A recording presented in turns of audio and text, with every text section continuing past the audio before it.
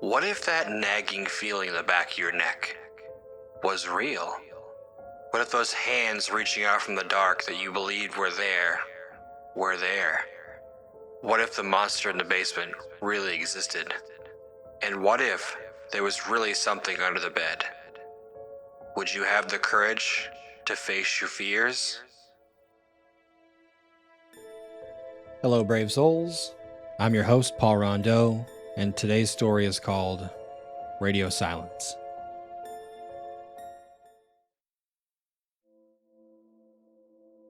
$36,400,000. That is the expected number of intelligent civilizations in our galaxy, according to Drake's famous equation.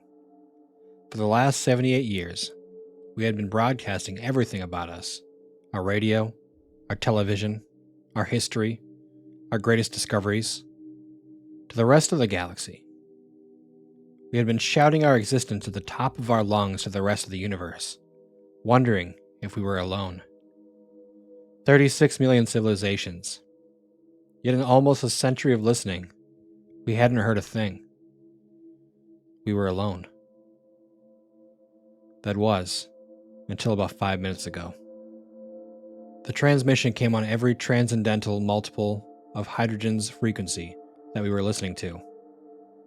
Transcendental harmonics. Things like hydrogen's frequency times pi don't appear in nature, so I knew it had to be artificial. The signal pulsed on and off very quickly with incredible uniform amplitudes. My initial reaction was that this was some sort of binary transmission.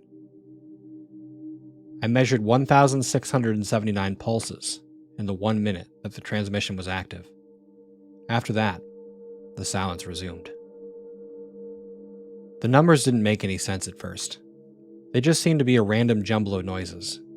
But the pulses were so perfectly uniform, and on a frequency that was always so silent, they had to come from an artificial source.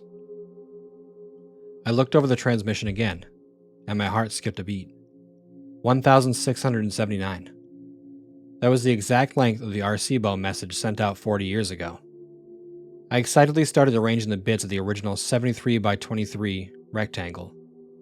I didn't get more than halfway through before my hopes were confirmed. This was the exact same message, the numbers in binary, from 1 to 10. The atomic numbers of the elements that made up life. The formula for our nucleotides. Someone had been listening to us and wanted us to know they were there. Then it came to me. This original message was transmitted only 40 years ago. This means that life must be at least 20 light years away. A civilization within talking distance? This would revolutionize every field that I ever worked in. Astrophysics, astrobiology, The signal is beeping again. This time, it is slow. Deliberate even. It lasts just under 5 minutes, with a new bit coming in once per second. Though, the computers are of course recording it. I started writing them down. 0, 1, 0, 1, 0, 1, 0, 0. I knew immediately this wasn't the same message as before. My mind races through the possibilities of what this could be. The transmission ends, having transmitted 248 bits. Surely this is too small for a meaningful message. What great message to another civilization can you possibly send with only 248 bits of information? On a computer, the only files that small would be limited to text. Was it possible? Were they really sending a message to us in our own language? Come to think of it, it's not that out of the question. We have been transmitting pretty much every language on Earth for the last 70 years. I began to decipher the first encoding scheme I could think of. ASCII. 0, 1, 0, 1, 0, 1, 0, 0. That's B. 0, 1, 1, 0, 0, 1, 0, 1. E. As I finish piecing together the message, my stomach sinks like an anchor, the words before me answering everything. Be quiet, or they will hear you.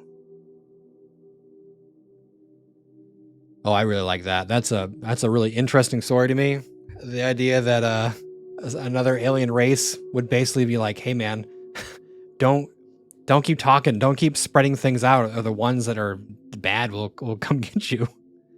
Oh man, that's a good one. But I hope you enjoy the story. I obviously enjoy the story.